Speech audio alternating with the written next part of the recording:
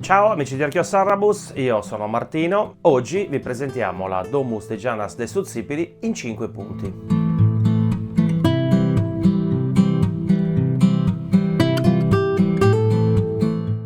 Prima di iniziare vi invito a seguire le nostre pagine su Facebook, su Instagram, su YouTube, su TikTok ovviamente, mettere mi piace, seguici e condividere i nostri contenuti. La Domus de Janas è una sepoltura singola tipica della Sardegna del Neolitico. Rappresentava l'abitazione in cui la salma, l'anima del morto, continuava la sua vita dopo la morte. Infatti era usanza seppellire insieme alla salma anche oggetti di uso quotidiano e del cibo. La Domus de Janas de Suzzipiri è scavata in un grosso blocco di granito del monte Suzzipiri, in cui ci sono tra l'altro altri 2 insediamenti, però di epoca nuragica, la tomba dei giganti e l'insediamento, il nuraghe.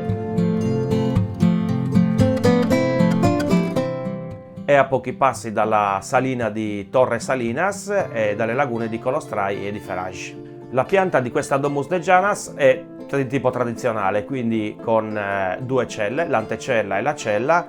Il deposito di terra non consentono di capire se di fronte c'è il corridoio rituale, la dromos, l'antecella di piccole dimensioni tondeggiante, mentre la cella dove veniva appunto depositata la salma di forma quadrangolare un po' più grande. Una curiosità: nella parete della cella sono ancora visibili i segni dello scalpello di chi ha realizzato questa sepoltura, una cosa molto curiosa e molto bella da vedere.